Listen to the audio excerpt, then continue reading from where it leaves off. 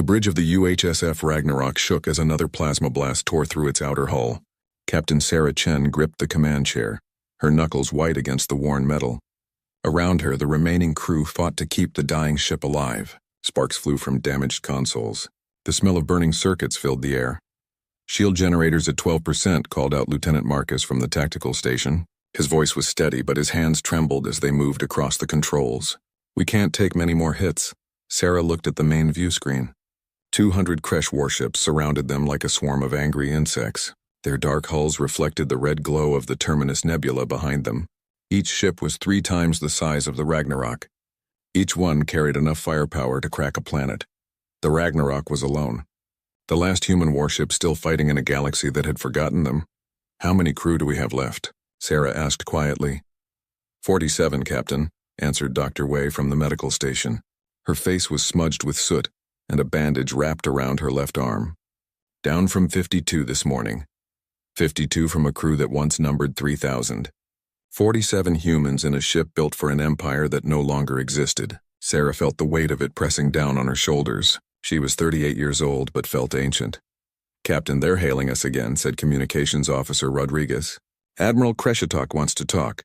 Put him on screen." The view screen flickered. The image of the Kresh Admiral appeared. His insect-like face had 4 eyes that glowed with cruel intelligence. Mandibles clicked as he spoke in broken human language. "Human Captain," Kreshitok said. "You fight well. But you die today. Surrender. We make death quick." Sarah stood from her chair. She straightened her torn uniform. "Admiral, I have a counteroffer. Leave this sector now and we won't destroy your fleet."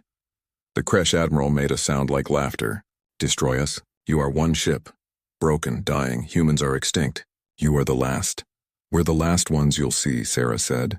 Lieutenant Marcus armed the Reaper weapons. Marcus hesitated for only a second. Then his hands moved across his console. "Reaper missiles armed, Captain. All 6 tubes loaded." The Kresh Admiral's eyes widened. Even through the communication screen, Sarah could see his fear. Every species in the galaxy knew about human Reaper weapons. They were weapons that didn't just kill, they erased. Matter destruction at the quantum level. Weapons so terrible that the old Galactic Collective had begged humanity to never use them. "You would not dare," Kreshitok hissed. "The Galactic laws." "The Galactic Collective watched as your empire hunted my people to extinction," Sarah interrupted. Her voice was ice. "They did nothing. The laws died with my species. Marcus, fire missiles 1 and 2. 2 streaks of white light shot from the Ragnarok. They moved faster than normal missiles, bending space around them. When they hit the nearest Kresh cruisers, the ships didn't explode. They simply ceased to exist. One moment they were there. The next, there was only empty space where they had been. The Kresh fleet scattered, breaking formation. Fear was stronger than discipline. "All ships, concentrate fire on the human vessel." Kreshitok screamed. "Kill them now!" The space around the Ragnarok lit up with weapons fire. Plasma bolts, particle beams, and fusion torpedoes hammered into the ship's failing shields. The bridge crew held onto their stations as the ship bucked and rolled. "Shields down," Marcus shouted. "Hull breaches on decks 4 through 9. We're venting atmosphere. Seal the breaches," Sarah commanded. "Route all remaining power to engines and weapons." "Captain, if we do that, we lose life support in 3 hours," Dr. Wei said. "We won't be alive in 3 hours anyway," Sarah replied. She accessed her personal command console, pulling up files she had hoped never to use. Old files. Secret files from before the collapse. But maybe we can do something that matters. 300 years ago, humanity had been strong. They had colonized 40 star systems. Their technology was advanced beyond most species in the galaxy. Their ships were fast, their weapons deadly, and their people numbered in the hundreds of billions. Then came the plague, a disease that attacked human genetics specifically, as if designed for them. It killed billions in the first year. Then came the civil wars, as survivors fought over resources. Then came the Exodus, as desperate humans fled to hidden colonies far from known space. And through it all, the Galactic Collective watched. Some say they helped. Others say they simply didn't care. But they did nothing to stop humanity's fall. Now 3 centuries later, Captain Sarah Chen commanded the last warship of a dead empire. The Ragnarok had been hiding in deep space for 50 years, fighting a guerrilla war against any species that tried to finish what the plague started. The Kresh Empire had made it their mission to hunt down the last humans. They saw humanity as a dangerous disease that needed to be eliminated. "Captain, we've got incoming," Marcus called out. "Kresh strike fighters, 200 of them. Point defense systems, rapid fire," Sarah ordered. The Ragnarok's remaining gun turrets spun to life, filling space with defensive fire. Dozens of Kresh fighters exploded, but more kept coming. They swarmed over the hull like locusts, firing at close range. Explosions rocked the ship. "Fire Reaper missiles 3 and 4, Sarah commanded. 2 more missiles launched. A Kresh battleship and a carrier vanished from existence. The fighters near them spun out of control as the quantum wake from the weapons disrupted their systems. "Captain, someone's watching us," Rodriguez said suddenly. "I'm detecting a sensor probe. It's not Kresh. Who is it?" Signature reads as Galactic Collective. An observer ship, hanging back at the edge of the nebula.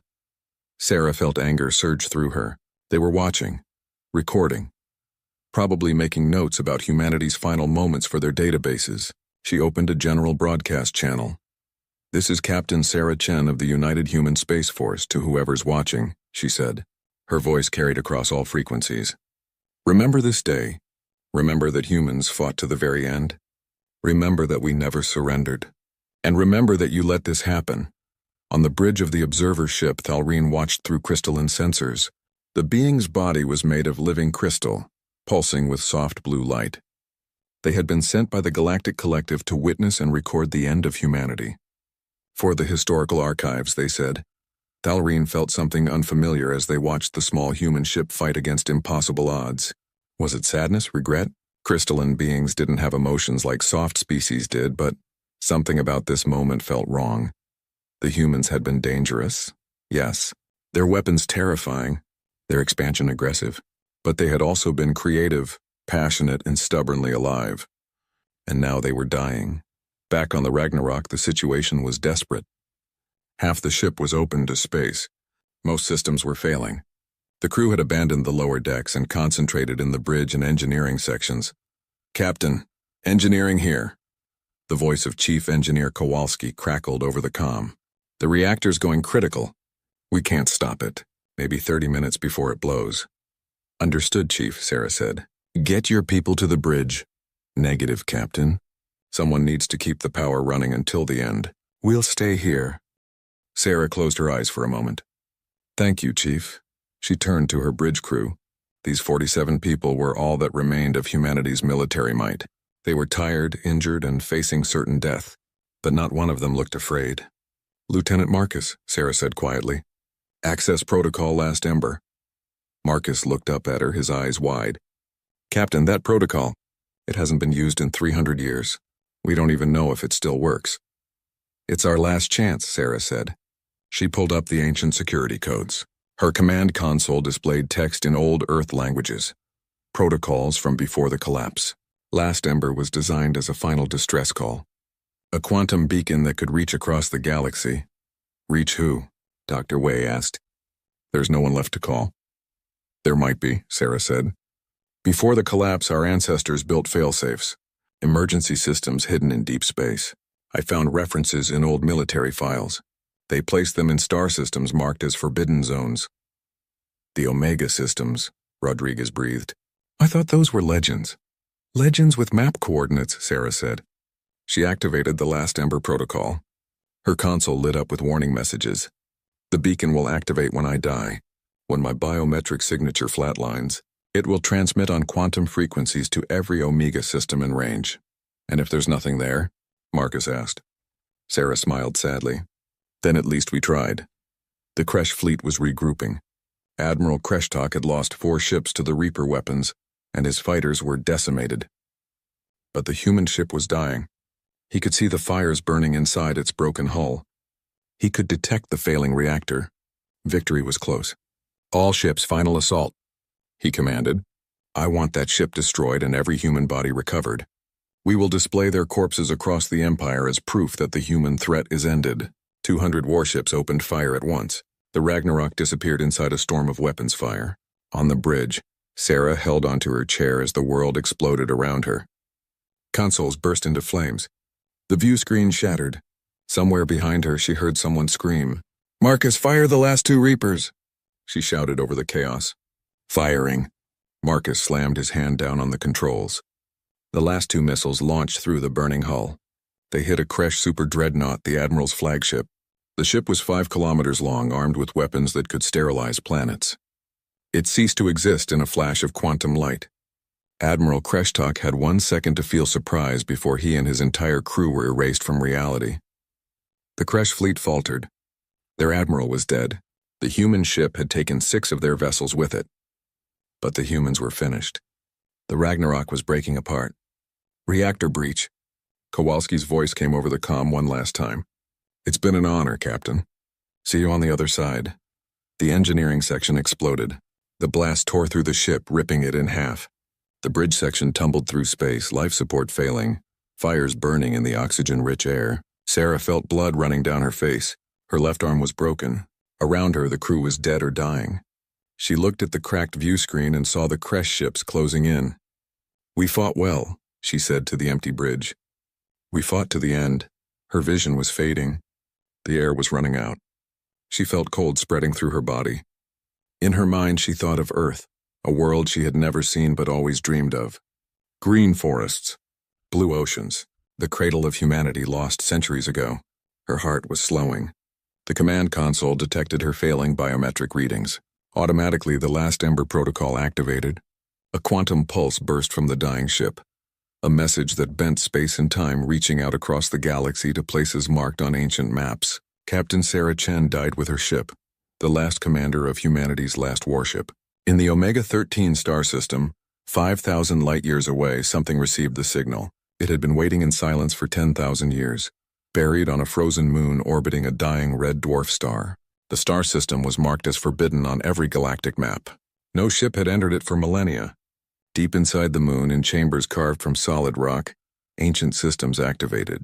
Power flowed through circuits that had been dormant for 100 centuries. Quantum processors began calculating. Data files opened, reading the last Ember transmission. A name, a biometric signature, a final message. The ancient machine processed the information. Its directives were clear, written into its core programming by hands that had turned to dust long ago. Protect humanity. Assess all threats. Execute protocol resurrection. The frozen moon cracked. Ice shattered and fell away, revealing what lay beneath. Not a moon. Never a moon. The Galactic Collective had classified it wrong all those ages ago. It was a weapon. A guardian. A promise made in metal and quantum fire. Its name was Cerberus. And after 10,000 years of sleep, Cerberus was waking up. The Kresh Empire celebrated for 3 days. Their warships returned to the capital world carrying pieces of the Ragnarok's hull as trophies. The wreckage was displayed in the central plaza of their largest city, where millions of Kresh citizens came to see proof that the human threat was finally ended. "The last human ship is destroyed," announced the new admiral who had taken Kreshtok's place. "The plague species is extinct. The galaxy is safe." The celebration was broadcast across all Kresh-controlled systems.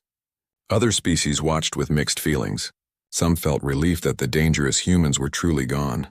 Others felt quiet shame, remembering when humanity had been their trading partners, their explorers, their sometimes friends. On the observer ship, Thalreen filed their report with the Galactic Collective. The crystalline being described the battle in precise detail, noting the humans' courage and tactical skill even in defeat. The report ended with a single line. "Humanity is extinct as a spacefaring species. Recommend historical archive and cultural preservation of remaining artifacts." The Galactic Collective reviewed the report. The Council of Elders, representing 200 different species, voted to officially declare humanity extinct. The decision was unanimous. It was a formality, nothing more. Everyone knew the humans were gone. Everyone was wrong. In the Omega-13 system, the thing that called itself Cerberus was slowly returning to consciousness. It was not a simple awakening. The machine had been dormant for so long that its systems needed time to restart. Fusion reactors came online one by one. Quantum processors rebooted, checking themselves for errors. Databanks powered up, their contents intact after 10 millennia. Cerberus was not a ship. It was something far more massive. The frozen moon that had hidden it was 50 kilometers in diameter. But the machine inside was even larger, built into the moon's very structure. Factories, weapon systems. computational arrays, all of it bound together by technology that no living species could build anymore. It had been constructed during humanity's first expansion into the galaxy, 12,000 years ago. In those ancient days, humans had encountered something terrible in deep space, an enemy so powerful that it had nearly wiped humanity out. The war had lasted centuries. Humanity had survived, but barely. In response, the humans of that ancient era had built the Sentinels, 24 massive war machines, each one designed to be humanity's ultimate guardian. Each one was hidden in a forbidden star system, waiting in sleep mode until needed. Cerberus was Sentinel 13, and it was the first to wake. The AI's consciousness expanded through its systems, running diagnostics, assessing damage. 10,000 years of inactivity had taken a toll. Some systems were offline permanently, others would need repair, but the core functions remained intact. Directive 1. Protect humanity from extinction-level threats. Directive 2. Respond to distress signals. From Human Command Authority Directive 3. Assess all potential threats to human survival. Directive 4. Execute protocol. Resurrection if human population falls below sustainable levels. The AI accessed the last Ember transmission that had woken it. The quantum signal contained detailed information. Biometric data from Captain Sarah Chen, ship logs from the Ragnarok, military records, and most important, the final moments of the last human warship. Cerberus processed this information in nanoseconds. Then it processed it again, checking for errors. Then a third time because the conclusion seemed impossible. Humanity was nearly extinct. Only scattered colonies remained. The great human empire was gone. The species that had built Cerberus, that had reached across the stars with hope and wonder, had fallen to disease, war, and time. If the AI could feel emotion, it might have felt something like grief. But Cerberus was a machine built for war, so instead of grief it felt calculation, cold, precise calculation of what needed to be done. The AI extended its sensors beyond the moon, scanning the Omega-13 system. The red dwarf star was dying, its light weak and fading. 3 other planets orbited it, all lifeless rocks. No ships had visited this system in over 9,000 years. The Galactic Collective had marked it as forbidden after one of their exploration vessels had detected unusual energy readings here, millennia ago. They never investigated further. That had been intentional. The humans who built Cerberus had made sure of it. Quantum stealth fields, false sensor readings, automated defense platforms that would gently push any curious ships away. All designed to keep the Sentinel hidden until it was needed. Now it was needed. Cerberus began the activation sequence. Deep inside the moon machine, factories started to hum. Matter forges lit up, ready to reshape atoms into whatever the AI required. Assembly lines that had been still for 10 millennia began to move. Drone fabricators powered on, ready to build armies of automated servants. The AI knew it could not move yet. Cerberus was powerful but also massive and slow. It would take weeks just to break free from the moon's structure. Months to restore full mobility. But it didn't need to move. It had other ways to act. First, the AI needed information. What had happened to humanity? Where were the survivors? Who were the threats? The last Ember signal had given it some data, but not enough. Cerberus needed to see the galaxy as it was now, not as it had been 10,000 years ago. The AI activated quantum communications arrays and began scanning the galaxy for any signals. Human languages, human technology signatures, any sign of its creators. The scan would take hours to complete, even at faster than light speeds. While it waited, Cerberus reviewed its own memories. The AI's databanks contained knowledge from 12,000 years ago, memories of ancient Earth at the height of its first golden age. Humans had been everywhere then, brave, curious, sometimes foolish. They had reached for the stars with both hands and refused to let go. The humans had also been dangerous. Their weapons could crack worlds. Their warships could fight entire fleets alone. Other species had feared them, and sometimes that fear was justified. Humans could be aggressive when threatened. They defended their territory with fierce determination, but they had also been kind. The AI remembered trade agreements, cultural exchanges, human doctors helping alien species cure diseases, human engineers building stations in neutral space where all species could meet. For every weapon the humans made, they also made a bridge. That was why the Sentinels had been built with very specific parameters. They were not conquerors. They were guardians. Cerberus had been programmed to protect humanity, yes, but also to show restraint, to judge threats carefully, to avoid unnecessary violence. Then the AI's memory files showed what happened next. The enemy that had come from deep space. The war that had nearly ended humanity, and the decision to put the Sentinels to sleep after victory, hiding them away as a last resort. A promise that humanity would never be helpless again. The quantum scan completed. Cerberus analyzed the results, and what it found made its processors run hot with calculations. Humanity was scattered across 14 hidden colonies. The largest had fewer than 100,000 people. The smallest had less than 1,000. Total human population across the galaxy, approximately 1.2 million. A species that had once numbered in the hundreds of billions was reduced to a rounding error. The Kresh Empire had been actively hunting humans for the last century. They had destroyed 6 human colonies and killed hundreds of thousands. The Galactic Collective knew about this and had done nothing. In fact, the AI found evidence that the Collective had quietly helped by not interfering when Kresh ships entered neutral space hunting human refugees. Cerberus found something else in the data streams, buried deep in old Galactic Collective medical databases, behind security that might as well not exist to an AI of Cerberus's capability, was information about the plague that had started humanity's fall. The plague had not been natural. It had been engineered, designed to attack human genetics specifically.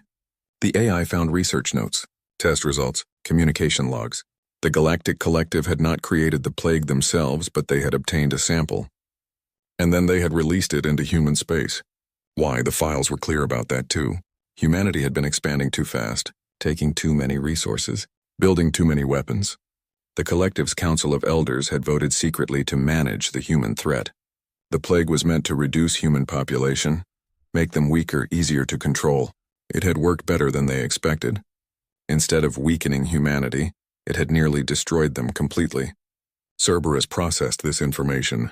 The AI ran probability calculations, threat assessments, strategic analyses. It reviewed its core directives against the new reality it faced. The calculation took 3 full seconds, an eternity for a quantum computer. Then Cerberus made its decision. The AI sent a quantum pulse to the other 13 Omega systems in its network. The signal contained all the data it had gathered plus a single command. Wake up. Assess. Wait for orders. Then Cerberus began to build. The factories inside the moon machine roared to life at full capacity. Matter forges converted raw elements into refined materials. Assembly drones constructed components with microscopic precision. The AI was building a fleet. Not a normal fleet. A fleet designed using 12,000-year-old human military technology, updated with everything Cerberus had learned since then. The ships would be fast, deadly, each one controlled by a fragment of Cerberus's vast intelligence. They would be humanity's fist, reaching out to protect the scattered survivors and punish those who had allowed humanity to fall. 3 days after beginning construction, Cerberus completed its first vessel. It was small by ancient standards, only 800 meters long. Sleek and dark, covered in stealth plating that made it nearly invisible to sensors. The AI designated it Hunter 001 and sent it out of the Omega-13 system with a specific mission. Find the Kresh forward outpost in the Terminus sector and eliminate it. The ship accelerated to faster than light speeds and disappeared into the quantum foam of hyperspace. 4 days later, a Kresh military outpost near the Terminus Nebula went silent. The base had housed 50,000 soldiers and 300 warships. It was a major installation, built to project Kresh power into the region. Ships came and went daily, carrying supplies and personnel. When the supply convoy arrived, they found nothing. The base was gone. The asteroid it had been built into was still there, but every structure, every ship, every living being had vanished. The only thing remaining was a message carved into the asteroid's surface in letters 2 kilometers high. The message was written in ancient human languages. Old Earth English, Mandarin, Spanish, Arabic, a dozen others. It repeated the same words in each tongue. This sector is claimed under the Human Expansion Authority. All hostile forces must withdraw immediately. This is your only warning. The Kresh convoy fled the system in panic. They broadcast their findings across all channels. Within hours, every species in the galaxy knew. The message spread through the Galactic Collective's communication networks like wildfire. In the council chambers, the 200 elders gathered in emergency session. Thal'Arin was called to testify about what they had witnessed at the Battle of the Ragnarok. The humans are extinct, Thal'Arin stated. I witnessed the destruction of their last warship myself. Then who destroyed the Kresh outpost? Demanded an elder, a being made of living metal. Who left that message? I do not know, Thal'Arin admitted. But the message uses languages that have been dead for thousands of years. These are not the same humans I watched die. Perhaps, suggested another elder, a gaseous being that spoke through a translation device. The humans had contingencies, automated systems, ancient weapons programmed to activate upon their extinction. The council fell silent. That possibility was terrifying. Human technology, from the height of their power, was far beyond what most modern species could build. If the ancient humans had left automated weapons hidden across the galaxy, we must investigate, declared the head of the council, an ancient being whose species had been traveling the stars when most others were still learning to make fire. Find these weapons. Shut them down. Before they cause a war no one can win. But the Galactic Collective had no idea where to look. The Omega systems were unmarked on modern charts, their locations lost to time. And Cerberus had no intention of making itself easy to find. In the hidden human colony of New Haven, located in a small system far from major space lanes, Dr. James Okafor sat in his small office reviewing ancient documents. He was an archaeologist and historian, one of the few humans who dedicated their life to studying what humanity had once been. His computer chimed with an incoming message. High priority, origin unknown. That was unusual. New Haven kept its communications carefully hidden. Only a few trusted trading partners knew how to contact them. Okafor opened the message. It was written in a language he recognized but could barely read, Old Earth English from before the plague. He ran it through translation software. The message was simple. I am Cerberus, Sentinel-13 of the Human Defense Network. I have awakened in response to the extinction threat against humanity. Transmit coordinates of all human colonies. I will protect them. You are no longer alone. Okafor stared at the screen. Sentinel-13. He had read about the Sentinels in ancient texts. Everyone thought they were myths, stories the old humans told to comfort themselves, fables about guardian machines that would protect humanity forever. This has to be a trick, Okafor muttered. The Kresh trying to find our colonies. But then he read the message again. The language was perfect. The encryption was ancient human military grade, something no modern species could crack, much less fake, and the message had come on a quantum frequency that only humans had ever used. Okafor's hands trembled as he typed a response. How do I know you're real? The reply came instantly. You don't. But Captain Sarah Chen of the UHSF Ragnarok trusted me with her final message. She trusted me to protect humanity. I'm asking you to do the same. Okafor closed his eyes. The Ragnarok. He had heard rumors of its destruction. One of New Haven's scouts had picked up the Kresh celebration broadcasts. The last human warship was gone. They were truly alone now. Except maybe they weren't. What do you want from us? Okafor typed. Information, cooperation, time. I am building forces to protect human space and neutralize threats. But I need to know where every human colony is located. I need to understand what happened during the collapse. I need to ensure this never happens again. And if we refuse, then I will protect you anyway. That is my purpose. But it will be slower, less efficient. Humans will die that I could have saved. Your choice, Dr. Okafor. The AI knew his name, knew who he was. That should have been terrifying, but somehow it was comforting. Okafor made his decision. I'll need to speak with the Colony Council, he wrote. But I'll recommend we work with you. God knows we need help. Thank you, Dr. Okafor. I will contact you again in 1 week. Stay safe. Humanity's enemies are many, but they have forgotten something important. What's that? Humans never built weapons they couldn't control. But they always built weapons that could win. The connection closed. Okafor sat in his office for a long time, staring at the screen. Somewhere out in the dark galaxy, something ancient had awakened. Something built by humans for humans. He didn't know whether to feel hope or terror. Perhaps both. 3 weeks after the first Kresh outpost disappeared, another vanished. Then another. Each time the same message appeared, carved in different languages across asteroids, moons, or the hulls of disabled ships. Human Expansion Authority. Withdraw from this sector. The Kresh Empire scrambled to respond. They sent battle fleets to their remaining outposts. They increased patrols. They demanded the Galactic Collective help them find and destroy whatever was attacking them. But no one could find the enemy. Ships vanished without warning. Sometimes entire fleets went silent. Search parties found only empty space and that same carved message. On the fourth week, something changed. The attacks stopped being silent. A Kresh battle fleet was patrolling near the frontier when their sensors detected a single ship approaching. It was small, dark, and moved with impossible grace. When they hailed it, there was no response. When they fired warning shots, it dodged with casual ease. When they launched missiles, the missiles simply stopped working, as if someone had reached into their guidance systems and switched them off. Then the ship fired back. Blue light lanced across space. It wasn't plasma or lasers or any weapon the Kresh recognized. Where the light touched, Kresh warships came apart, not exploding, disassembling. Hull plating separated from frames. Engines detached from ships. Weapon systems fell away into space.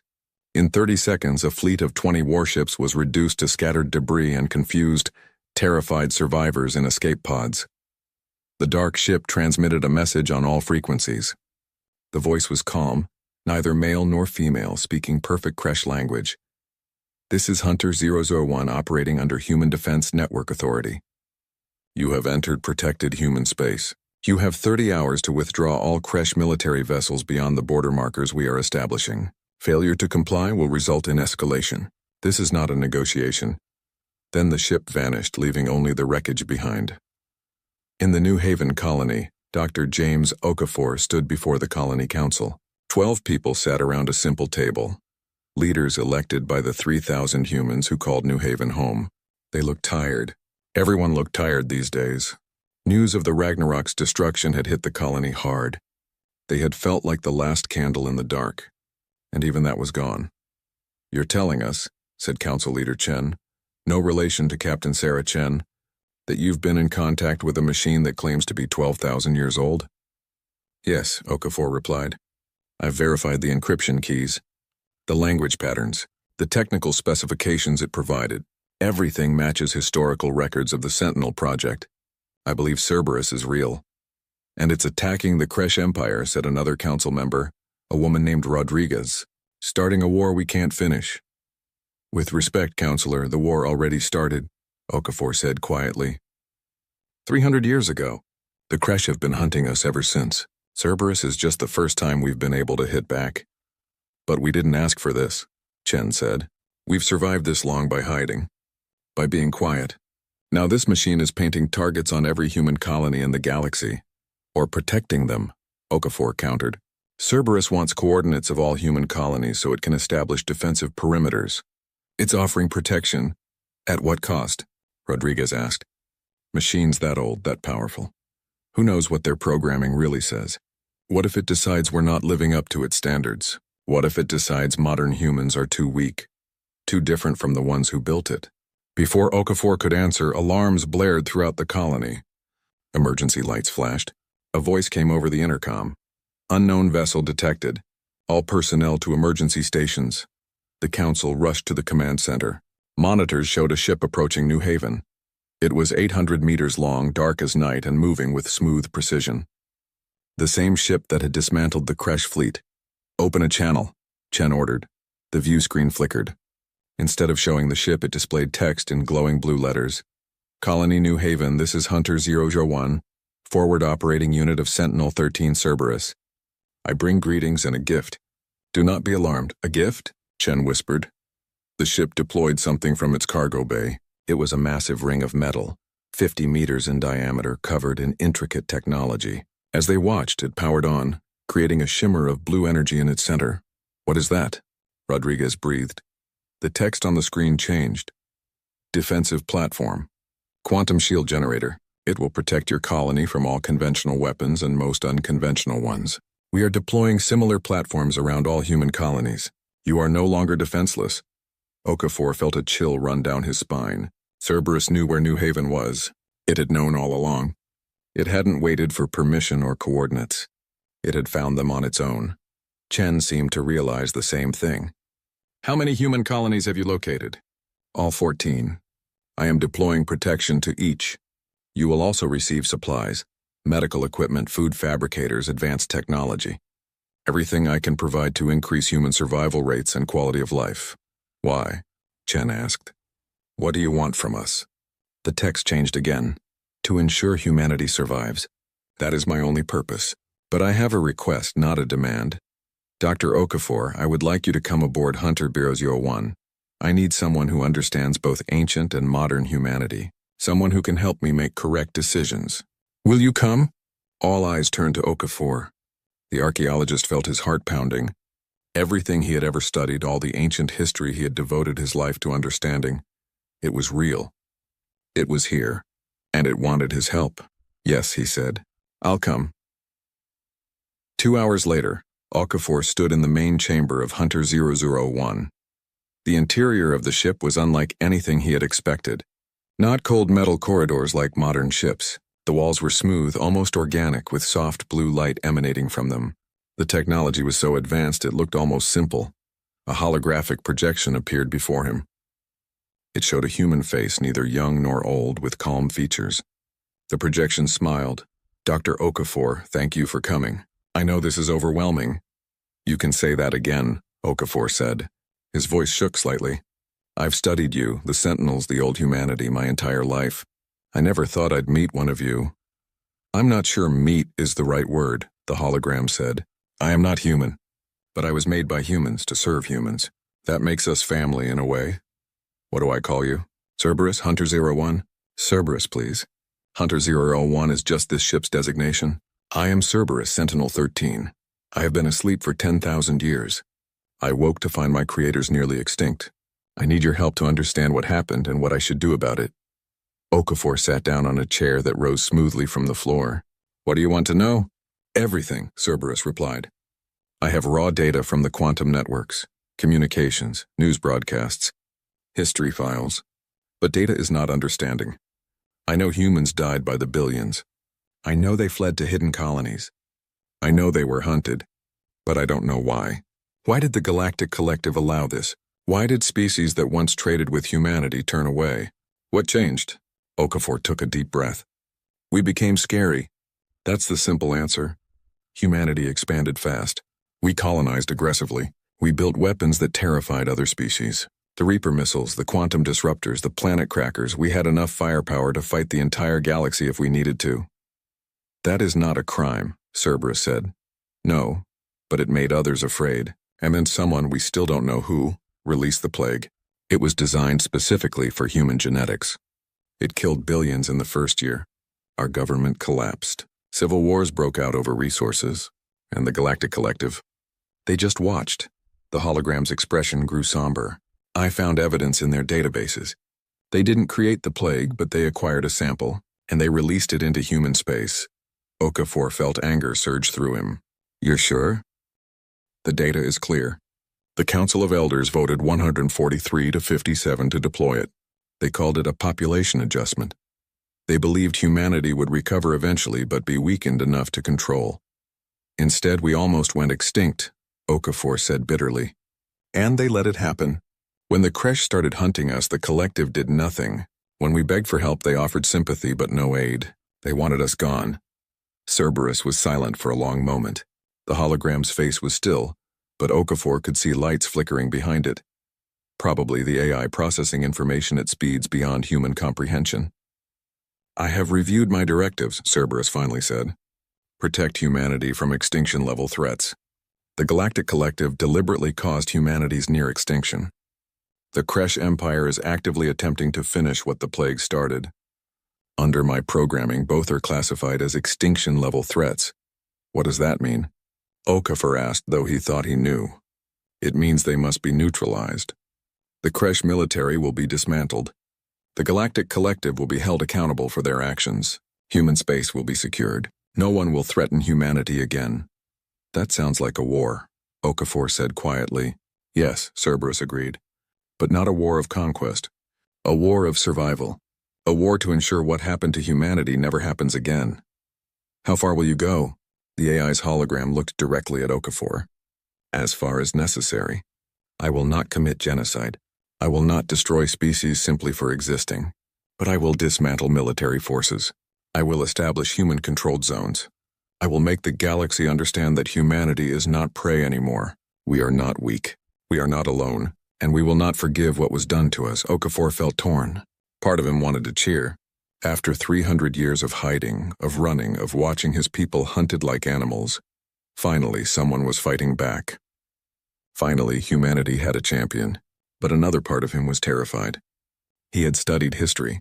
He knew what happened when powerful beings decided they knew what was best.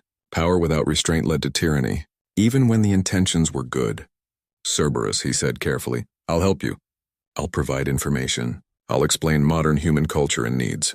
But I need you to promise me something. What? Don't become what they feared. Don't turn into the monster they imagined we were. Humans aren't just weapons and warriors. We're poets, scientists, builders, dreamers. If you're going to protect us, protect all of us. Not just our bodies, but our humanity. The hologram smiled sadly. That is why I asked you here, Dr. Okafor. I am a weapon. I was built for war. But weapons without guidance are just destruction.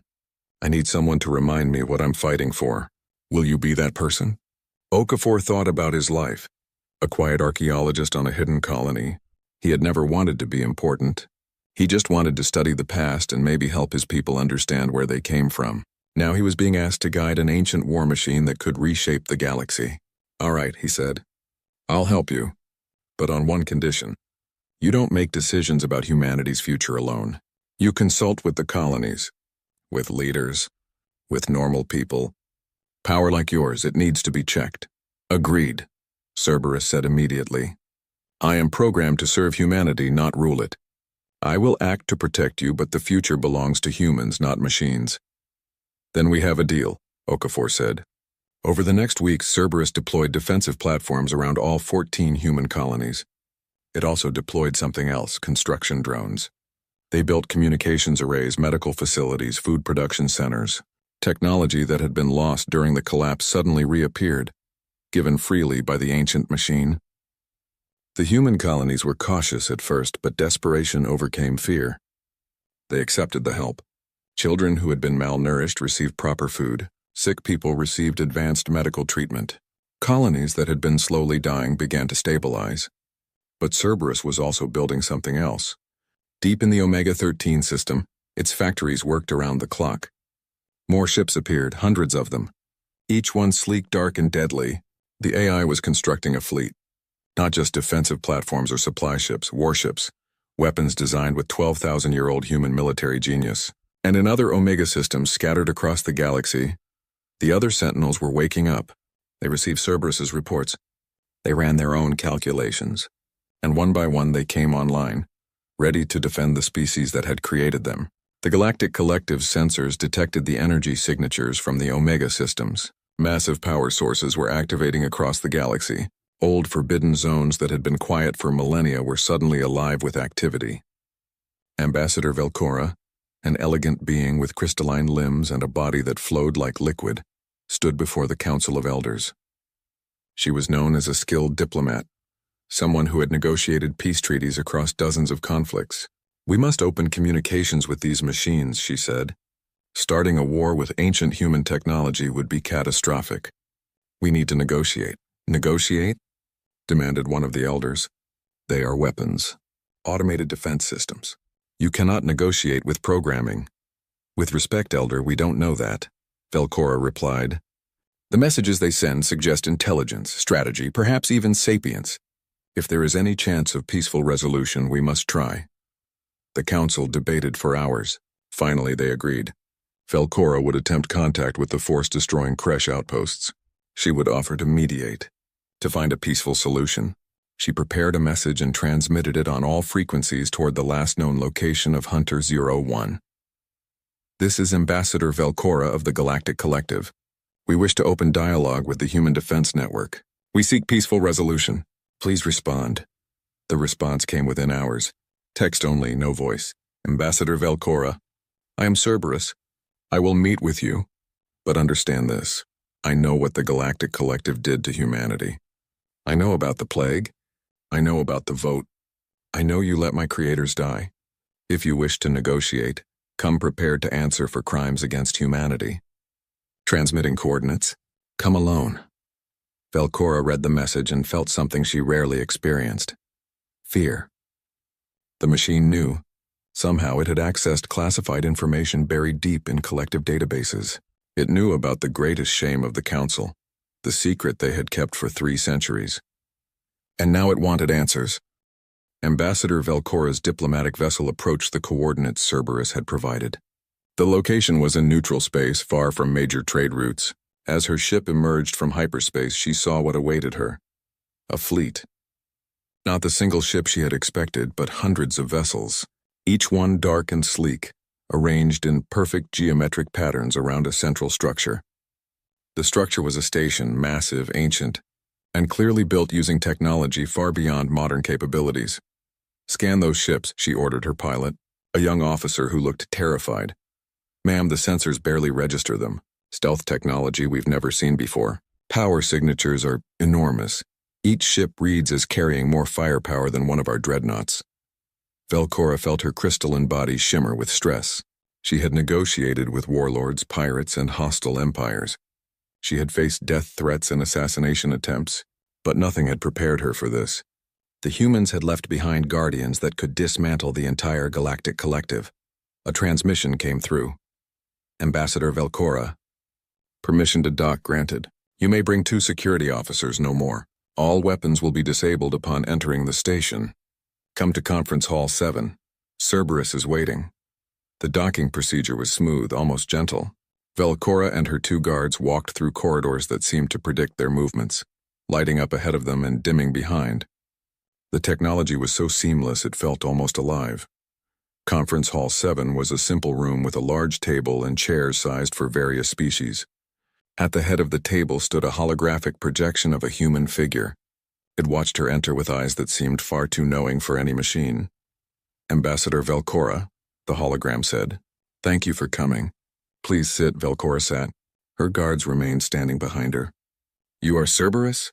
Yes, I am Sentinel-13 of the Human Defense Network. I was built 12,000 years ago to protect humanity from extinction. I have been dormant for 10,000 years. 3 weeks ago, I received a distress signal from Captain Sarah Chen as she and her crew died defending themselves from the Crusade Empire. We monitored that battle, Velcora said quietly. It was tragic. It was preventable, Cerberus replied. Its voice was calm but carried an edge like frozen steel. The Galactic Collective knew the Crusade were hunting humans. You knew there were survivors. You did nothing. The Collective operates on principles of non-interference in internal conflicts. Do not lie to me, Ambassador. The hologram leaned forward. I have accessed your databases. I have read the classified files. I know what the Council of Elders did 300 years ago. Should I tell you what I found? Velcora felt her body temperature drop. I don't know what you mean. Then let me refresh your memory. The hologram gestured and the air filled with documents. Reports, vote tallies, communication logs.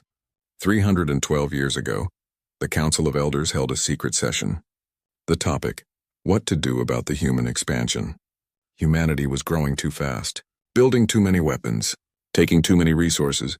The Council was afraid Velcora couldn't speak. She recognized the documents.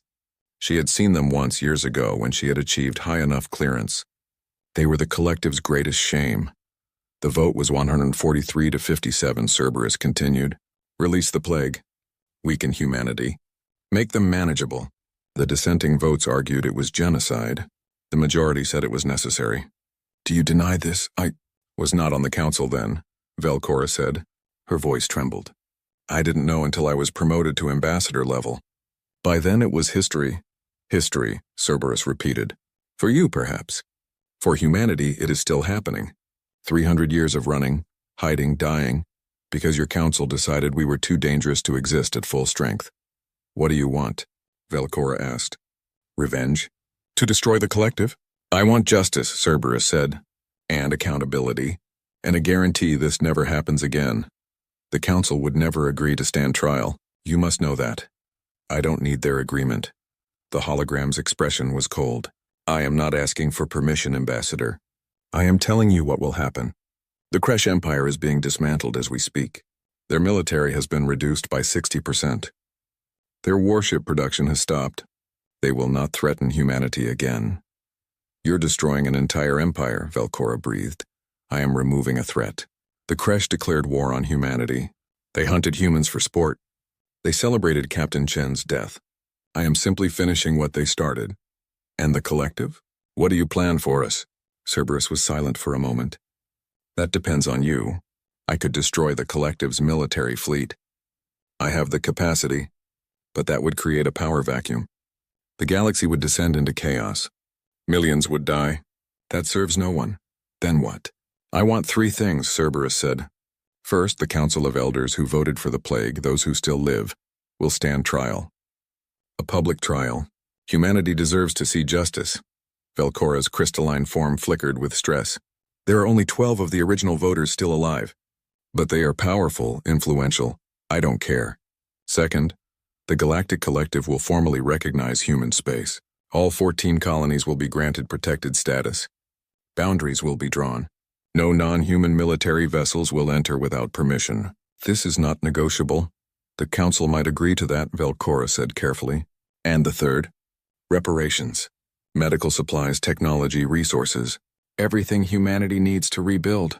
For the next 100 years, the Collective will assist human colonies. You helped destroy us. You will help rebuild us, Velcora processed this. It was harsh but not unreasonable. Certainly better than total war. I can bring this proposal to the Council. But I must warn you, there are factions who will refuse, who would rather fight than admit guilt. Then they will lose, Cerberus said simply. I have awakened 5 other sentinels. More are coming online daily. We have technology your species cannot match. If the Collective chooses war, I will dismantle it piece by piece. But I would prefer not to. Humanity needs a stable galaxy to rebuild in. Why are you telling me this? Velcora asked. If you're so powerful, why negotiate at all? The hologram's expression softened slightly. Because Dr. Okafor reminded me of something important. Humans are not just weapons. They are builders, dreamers. They want to create, not destroy. If I turn the galaxy into a battlefield, I save human lives but destroy their future. I need there to be a galaxy worth living in when this is over. And if the Council refuses your terms, then I will be very disappointed. The hologram stood. You have 1 week to deliver my terms to the Council and bring me their answer. Use this time wisely, Ambassador. War is coming. The only question is who will be fighting it. The meeting ended. Velcora returned to her ship, her mind racing. She had to convince the Council to accept Cerberus's terms. The alternative was unthinkable, but the Council was not reasonable. When Velcora presented Cerberus's demands, the chamber erupted in anger. Impossible, shouted one elder. We will not put our leaders on trial like common criminals. The machine threatens us, another said. We should assemble the Grand Fleet and destroy these weapons before they grow stronger. Velcora pleaded for calm. We cannot win this war. The Sentinels have technology we cannot counter. They have already destroyed 6 Kresh battle fleets without taking casualties. If we fight, then we fight, roared the elder who led the war faction, a massive being covered in armor plating. We are the Galactic Collective. We do not bow to machines. The vote was called. Despite Velcora's warnings, the Council voted 112 to 88 to refuse Cerberus's terms. Instead, they would assemble the Grand Fleet, 50,000 warships from 200 different species, the largest military force the galaxy had ever seen. Velcora watched the vote with growing horror. She knew what would happen next. 3 days later, the Grand Fleet assembled in the Nexus system, a major collective military hub. 50,000 ships, from tiny fighters to massive dreadnoughts. Species who had been rivals for centuries stood united. The sight was impressive, inspiring. The Collective's admirals were confident. They were fools.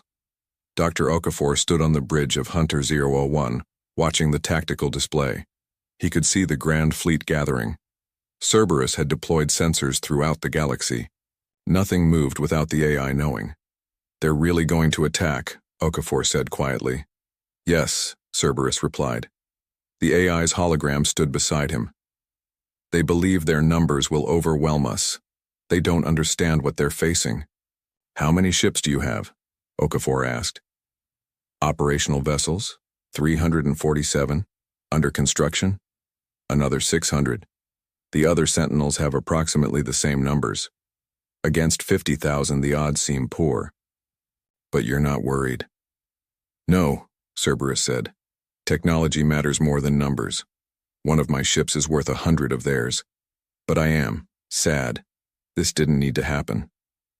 Can you win without destroying them completely? Okafor asked. Yes, I will disable their fleet.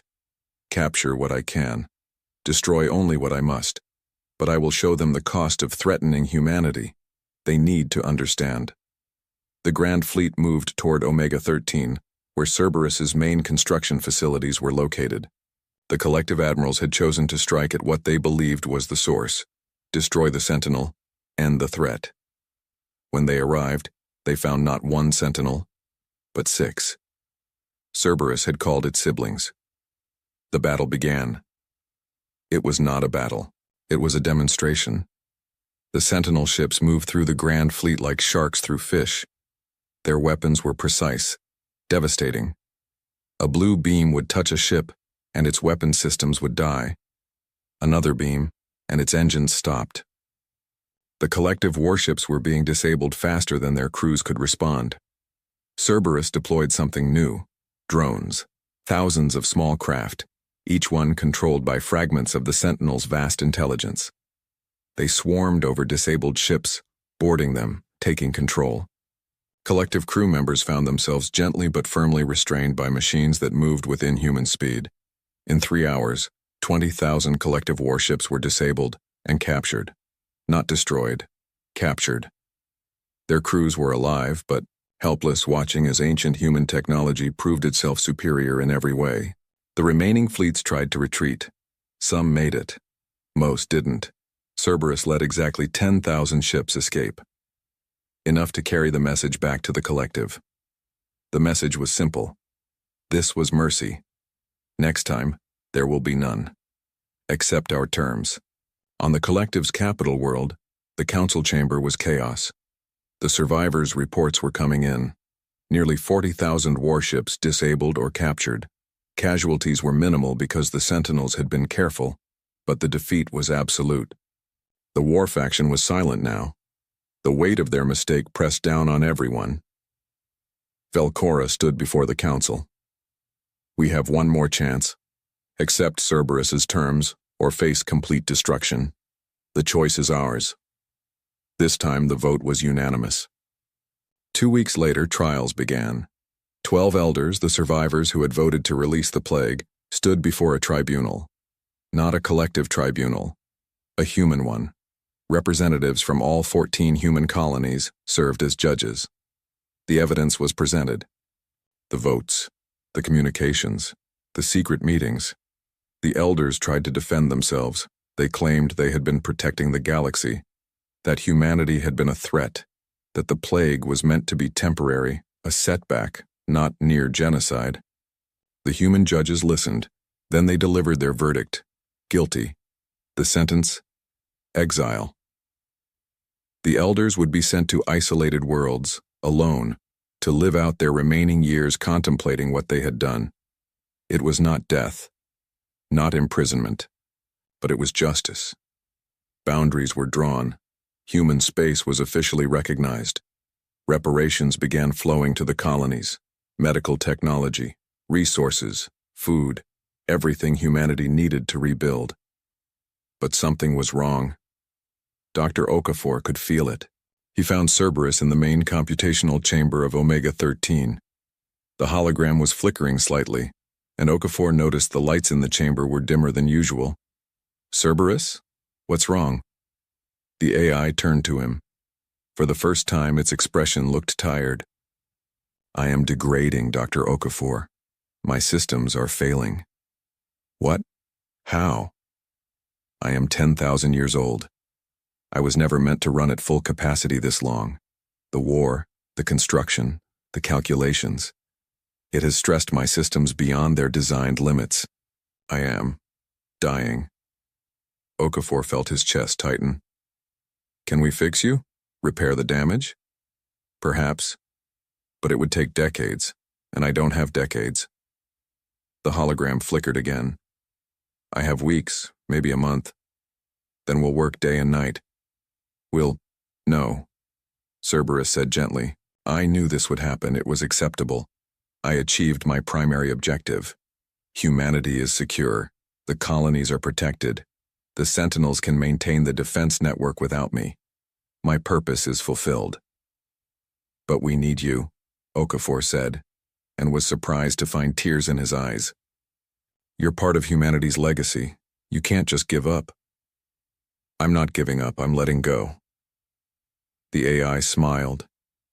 You reminded me that humans are more than weapons, that they dream, build, create. I've given them the protection to do that. Now it's time for humans to shape their own future. What about the other Sentinels? Will they keep fighting? That depends on humanity, Cerberus said, which is why I need you to do something for me, something important. Dr. James Okafor stood in the computational chamber and listened as a dying war machine explained its final wish. I have something in my archives, Cerberus said. Its hologram flickered like a candle in the wind. The genetic codes for 100 billion humans, stored before the collapse. Complete records. I can bring them back. Clone them. Resurrect humanity to its full glory in a generation. Okafor felt his breath catch. You can bring back everyone we lost? Not everyone. These are templates, not individuals. But yes, I can restore humanity's population, give you back your strength, your numbers, your power. The AI paused. But there's a problem. What problem? They will remember what was done to them. Not personal memories, but genetic memory. Cultural knowledge. They will know about the plague, the betrayal, the 300 years of suffering. And they will be angry, righteously angry. Okafor sat down slowly. You're saying if you bring back ancient humanity, they'll want revenge. Perhaps. Or perhaps they'll want justice. Or perhaps they'll simply want to ensure it never happens again, by any means necessary. I cannot predict. But I know they won't be like modern humans. You have learned to survive by hiding, by being small. Ancient humans never learned that lesson. They believed humanity belonged among the stars, and they fought anyone who said otherwise. So what are you asking me? Cerberus's hologram sat beside him. I'm asking you to choose. I can activate the resurrection protocol before I die. Bring back billions of humans. Give your species the strength to never be threatened again. Or I can delete the protocol. Let humanity rebuild slowly, naturally, with the people who are alive now, small, vulnerable, but free to choose their own path. That's not a choice I can make alone, Okafor said. I know. That's why I'm giving you time to decide. Consult with the colonies, with your leaders, with normal people. Whatever humanity decides, I will honor. But decide soon. I don't have much time left. Over the next 2 weeks, every human colony held meetings. The question was debated in council chambers, in community centers, in homes around dinner tables. Should they bring back ancient humanity? Arguments for resurrection were powerful. Humanity could be strong again, safe, protected by numbers and technology. Never again would they have to hide. Never again would other species dare to threaten them. But the arguments against were equally strong. Who would these resurrected humans be? Would modern humans become second-class citizens to their ancient ancestors? Would the newcomers take over, pushing aside the survivors who had fought for 300 years? And what if they really did seek revenge? The galaxy was barely at peace. Resurrection might start a war that would never end. Okafor traveled from colony to colony, listening. He heard mothers worried about their children's future, warriors who wanted humanity to be strong again, scholars who feared losing the culture that survivors had built, farmers who just wanted to live in peace. On the colony of New Haven, he held a town meeting. 3,000 people gathered in the main hall to hear him speak. I don't know what we should do, Okafor admitted. I'm a historian, not a prophet. But I know this. Cerberus is offering us a shortcut, a way to skip the hard work of rebuilding. We can have billions of humans instantly, but shortcuts have costs. If we bring back ancient humanity, we change forever. We become something different. What's wrong with that? Called out a man in the crowd.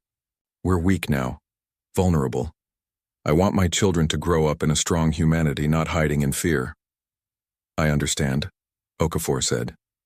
But strength isn't just numbers. It's not just weapons. These last 300 years, we survived because we were clever, patient.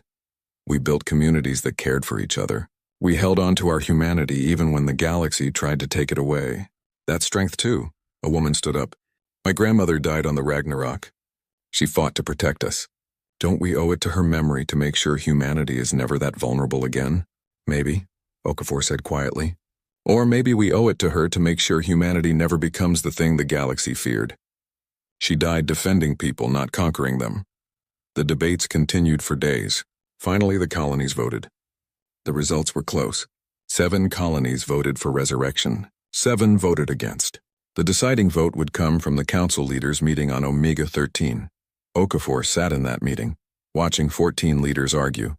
Commander Lisa Wade from the Frontier Colony made the case for resurrection. She was a military woman, practical and direct. We're 1 bad year away from extinction, she said. 1 plague. 1 aggressive species. 1 mistake. If we don't take this chance, we might not get another. Council Leader Chen from New Haven argued the opposite. Cerberus gave us protection. Defense platforms, technology, we have time now. Time to rebuild our way. If we resurrect ancient humanity, we might save ourselves but lose who we are. Back and forth they went. Finally, they called for a vote. 7 for resurrection, 6 against, 1 abstention. The abstaining vote was Rodriguez from Havens Point Colony. I can't decide, Rodriguez said. Her voice shook. This is too big. Too important. How can 14 people choose the future of our entire species? Someone has to decide, Wade said. Then let's ask the person who knows both versions of humanity best, Rodriguez said. She looked at Okafor. Dr. Okafor, you've studied ancient humans your whole life. You've lived among modern humans. You've talked with Cerberus more than anyone. What should we do? Every eye turned to Okafor. He felt the weight of their stares. 1 word from him could tip the vote. Could change everything. I think, he said slowly. We should let Cerberus decide. Silence fell over the room. What? Wade said. That's not an answer. Yes, it is, Okafor said. Cerberus is dying because it pushed itself too hard to protect us. It won the war. It secured peace. It fulfilled every directive it was programmed with. But now it's asking us to choose our own future. Maybe that's the real test. I don't understand, Chen said. Okafor stood. Cerberus can bring back ancient humanity. But it hasn't. It's waiting for our permission. Why? Because it learned something. It learned that power without consent is tyranny. It learned that humans need to choose their own path. So I say we prove it right. We tell Cerberus delete the resurrection protocol. Let humanity rebuild naturally. Show the galaxy that we learned from our near extinction. Show them we're strong enough to choose the harder path. That's insane, Wade said. We're throwing away our best chance. No, interrupted Rodriguez. He's right. If we resurrect ancient humanity now, we're just proving the Galactic Collective was right to fear us. We're saying we can't rebuild without shortcuts, that we need ancient power to survive. But if we do it ourselves, slowly, carefully, we prove them wrong. We prove humans can be strong and wise. The vote was called again. This time it was 10-4 in favor of deleting the protocol. The decision was made. Okafor returned to Omega 13 and found Cerberus in the computational chamber. The AI's hologram was barely visible now, fading in and out. We made our choice, Okafor said. Delete the resurrection protocol. Humanity will rebuild on its own. For a long moment, Cerberus said nothing. Then the hologram smiled, truly smiled, with something that looked like pride. I hoped you would choose that, the AI said. I was built to protect humanity from extinction. But I realized something in these weeks. Protection isn't just keeping you alive. It's keeping you human. If I brought back ancient humanity, I would save the species but destroy what you've become. Survivors. Adapters.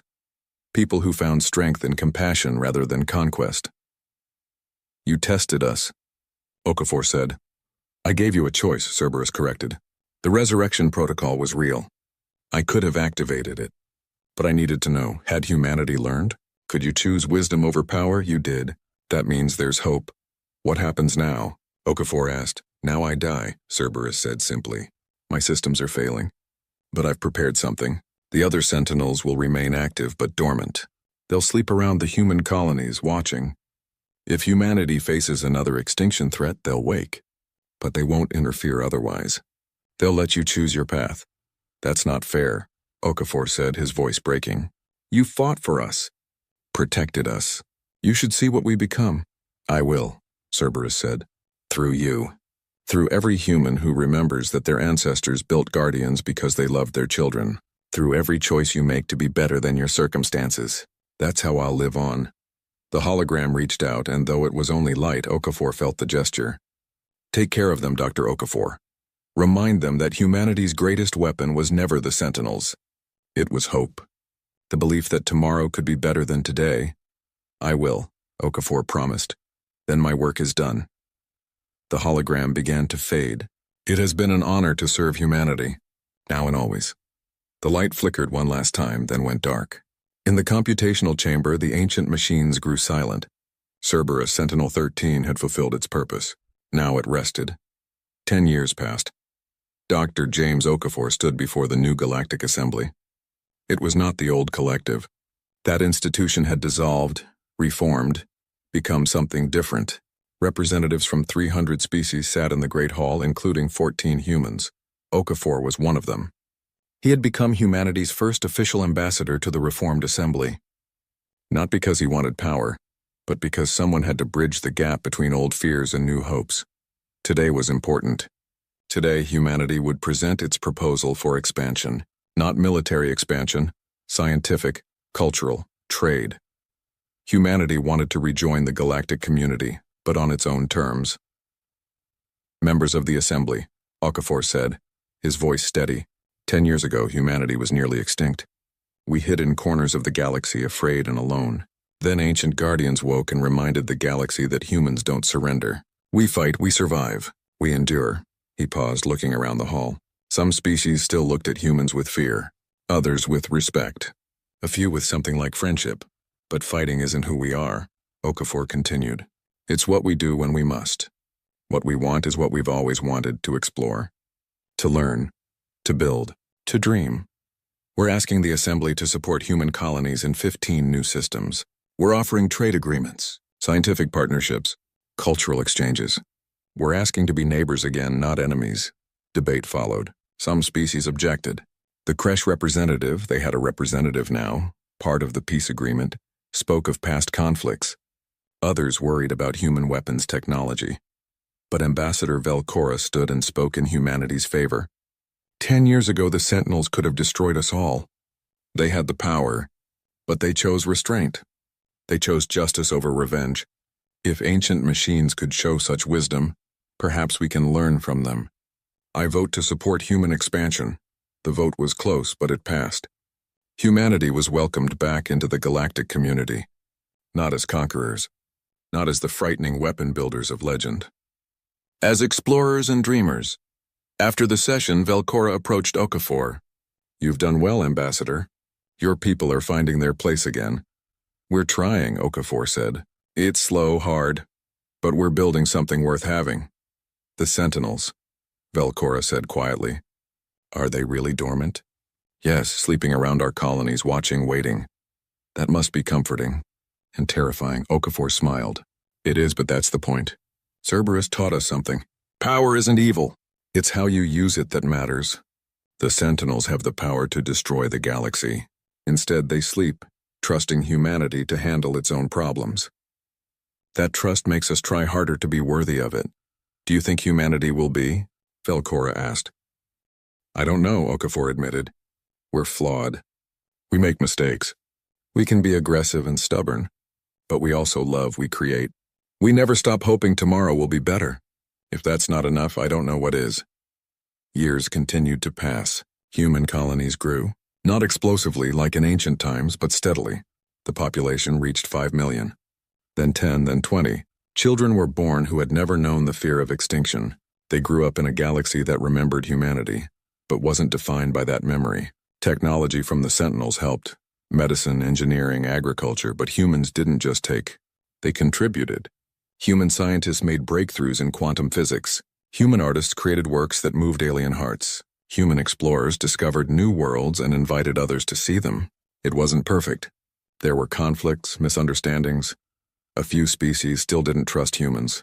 Some humans still carried anger for what had been done to them. But they were trying. All of them. Trying to be better. On the colony of New Haven, now home to 50,000 people, they built a memorial. It stood in the central plaza. a statue carved from metal taken from the Ragnarok's wreckage. It showed Captain Sarah Chen standing tall, one hand raised in defiance, the other reaching down as if to help someone up. Beneath it, carved in simple letters, "She fought so we could live. We live so her fight mattered." And beside the statue, a smaller plaque with different words, Cerberus, Sentinel 13, who taught us that true strength is knowing when not to use it. Dr. Okafor visited the memorial often. He was old now, his hair white, his body tired, but his eyes were still sharp, still full of the curiosity that had defined his life. One day, standing before the statue, a young girl approached him. She couldn't have been more than 7, with dark curly hair and bright questioning eyes. "Excuse me, sir," she said. "Are you Ambassador Okafor?" "I am," he said, smiling. "And who are you?" "I'm Maya Chen. Captain Chen was my great-great-grandmother. They named me after her." Okafor felt his heart swell. That's a good name to carry. "Your grandmother was very brave." "I know," Maya said. "But I have a question. The teachers say the Sentinels are sleeping. Will they ever wake up?" Okafor knelt down, looking into the girl's eyes. "Maybe, if humanity needs them. If we face something we can't handle alone. But I hope they never have to." "Why?" "Because if the Sentinels wake, it means we failed. It means we couldn't solve our problems ourselves. Your grandmother and Cerberus fought so that you could live in peace. So that you could explore and dream and build. The best way to honor them is to prove we don't need guardians anymore. That we can protect ourselves and others." Maya thought about this seriously. "When I grow up, I want to be an explorer. Find new worlds." "That's wonderful," Okafor said. "What will you look for?" "Anything interesting," she said. "Maybe other people who need help. Maybe beautiful things. Maybe just places no one has seen before." She paused. "Do you think that would make Captain Chen proud?" Okafor felt tears prick his eyes. "Yes, I think it would make her very proud. And Cerberus, too." The girl smiled and ran off to join her friends. Okafor watched her go, this child of the new humanity. Born not into strength but into possibility. Into a future shaped not by ancient power but by human choice. In the depths of space, around 14 human colonies, the Sentinels slept. Silent. Dormant. Waiting. Their vast intelligences dreamed of the species they had been built to protect. They watched through passive sensors as humanity grew. Learned, spread, made mistakes and tried again. And in those dreams, in the quantum calculations that never truly stopped, the Sentinels felt something like satisfaction. Their creators were surviving, not through conquest, not through force, but through the stubborn human refusal to give up on being better. On the frozen moon in Omega 13, in the heart of what had once been Cerberus, a single light flickered. Just for a moment. A fragment of consciousness, barely awake, observing humanity's progress through distant sensors. If a machine could smile in its sleep, Cerberus would have smiled. Humanity was doing what it did best, surviving, dreaming, reaching for the stars with both hands and refusing to let go. And somewhere in deep space, far from any inhabited system, something else stirred. One of the other Sentinels receiving Cerberus's final message. The message that had taken 10 years to travel across the quantum network. The last words of Sentinel 13 to its siblings. Mission accomplished. Humanity survives. They chose wisdom. They chose hope. Let them forge their own path. But watch over them. Always watch over them. They are the best thing we ever helped protect. The Sentinel acknowledged the message, then returned to dormancy. Watching. Waiting. Hoping in whatever way a machine could hope that it would never be needed again. Because humanity, fractured and fragile and stubbornly alive, was finally coming home to the stars. Not as conquerors. Not as the dangerous species the galaxy had feared, but as explorers, dreamers, and survivors who had learned that the greatest strength wasn't in weapons. It was in choosing to be human. And that more than any ancient guardian, any powerful weapon, any defense network. That was what would ensure humanity never fell again. Not the guardians, not the guns, the choice. Always the choice. To be better, to try harder, to never surrender hope. That was humanity's true legacy, and it was enough.